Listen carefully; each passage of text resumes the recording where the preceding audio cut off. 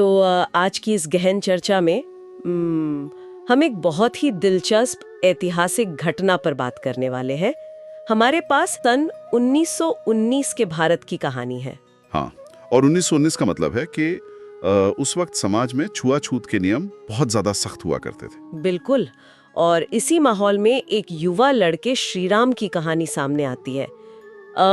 इस घटना को पढ़कर मुझे तो किसी हैकर की याद आ गई। हैकर? वो कैसे? मतलब ये एकदम ऐसा है जैसे कोई सिस्टम के अंदर का ही आदमी इंसानियत की पुकार सुनकर सबसे कड़े नियमों को बस बाईपास कर दे, क्योंकि उसके लिए करुणा ज्यादा बड़ी है। अरे वाह, क्या उपमा दिया आपने। तो स्रोत के मुताबिक आंवल खेड़ा गांव में एक छक्को अम्मा नाम की दलित सफाई कर्मचारी थी जी।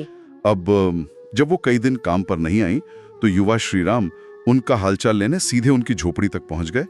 वहां उन्होंने देखा कि अम्मा बुखार से तप रही हैं और उनके घाव से मवाद बह रहा है, बहुत बदबू भी आ रही थी। बाप रे।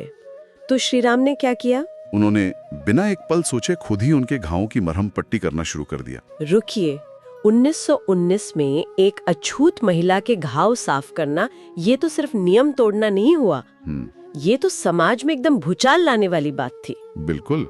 तो उनके परिवार ने जब ये तथाकथित अपराध देखा होगा तो जाहिर है वो चुप तो नहीं बैठे होंगे। एकदम नहीं, रिएक्शन बहुत ही खौफनाक था।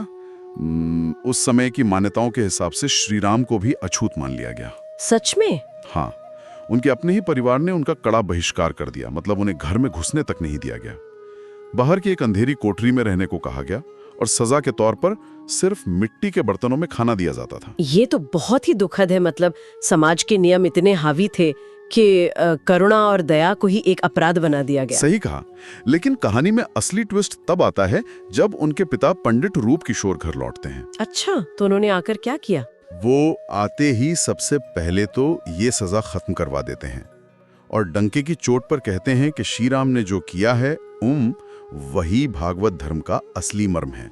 एक मिनट, 1919 में एक रूढ़िवादी पंडित पूरे गांव के मान्यताओं के खिलाफ कैसे खड़ा हो सकता है? क्या गांव के बाकी पंडितों ने उन पर दबाव नहीं बनाया? अरे गांव के पंडित तो वाकई भड़क गए थे। यही तो इस पूरी घटना का सबसे शानदार हिस्सा है। कल्याण शर्मा नाम के एक पंडित थे, उनके नेतृत्व में पूरी पंचायत बैठ गई। तो फिर पिता ने अपना बचाव कैसे किया? क्योंकि पंचायत के पंडितों को हराना तो कोई आसान काम नहीं रहा होगा। बिल्कुल आसान नहीं था, लेकिन पिता ने बहुत चतुराई से उनके ही शास्त्रों का इस्तेमाल किया। उन्होंने एक ऐसा लॉजिकल ट्रैप बिछाया कि सब सुन रह गए। वो कैसे? मतलब उन्होंने पंचायत को कैसे राजी किया? उन्होंने पंचायत में पूछा कि अगर भगवान राम एक तथाकथित नीची जाति की शबरी के जूठे बेर खा सकते हैं तो एक बीमार महिला की मदद करना पाप कैसे हो गया? अरे वाह, ये तो बहुत मजबूत तर्क है। हाँ, और फिर उन्होंने गायत्री जप का उदाहरण देकर समझाया कि असली शुद्धि मन और कर्म से होती है, जन्म से नहीं। कमाल की बात है। बिल्कुल।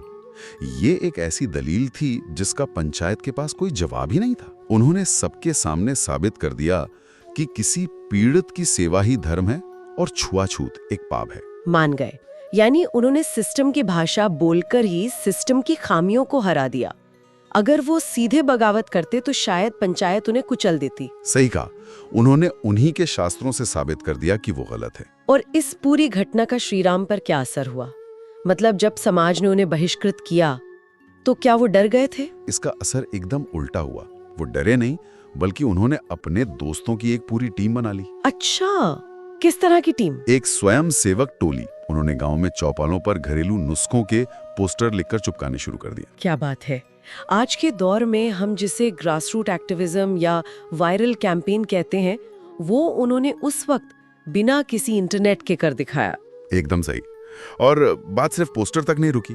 जब गांव में मलेरिया जैसा तेज बुखार फैला तो इसी स्वयंसेवक टोली ने घर घर जाकर लोगों को तुलसी, अदरक और लौंग का काढ़ा पिलाया और उनकी जान बचाई। वाह। हाँ, ये साफ दर्शाता है कि कैसे एक व्यक्तिगत सहानुभूति ने धीरे धीरे एक व्यवस्थित जन स्वास्थ्य अभियान का रूप ले लिया। अगर हम इस पूरे वाकये को देखें तो ये साफ हो जाता है कि समाज की सदियों पुरानी रूढ़ियों को तोड़ने के लिए हम हमेशा किसी बड़े राजनीतिक आंदोलन की जरूरत नहीं होती। बिल्कुल नहीं।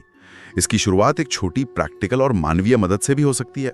बड़े बदलाव अक्सर ऐसी ही सच्ची पहलों से जन्म लेते हैं, जो समाज को आत्मनिर्भर बना देते हैं। तो आज की इस गहन चर्चा को हम यहीं समेटते हैं, लेकिन जाते जाते एक विचार। आज के इस आधुनिक युग में जब हम खुद को बहुत प्रगतिशील मानते हैं, क्या अब भी हमारे आसपास कुछ ऐसे अदृश्य सामाजिक नियम या पूर्वाग्रह मौजूद हैं? सोचने वाली बात है। हाँ, कोई ऐसा अनकहा नियम जो हमें अनजाने में ही सही किसी जरूरतमंद की मदद करने से रोक देता है? ये एक ऐसा सवाल है जिस पर हम सबको जरूर विचार करना चाहिए। अगर आपको इस वीडियो से कुछ सीखने को मिला हो तो वीडियो को लाइक करें, अपने प्रियजनों के साथ शेयर करें और चैनल को सब्सक्राइब जरूर करें। माँ गायत्री की कृपा आप पर बनी रहे। हम फिर मिलेंगे अगले वीडियो के साथ। धन्यवाद। ओम शांति।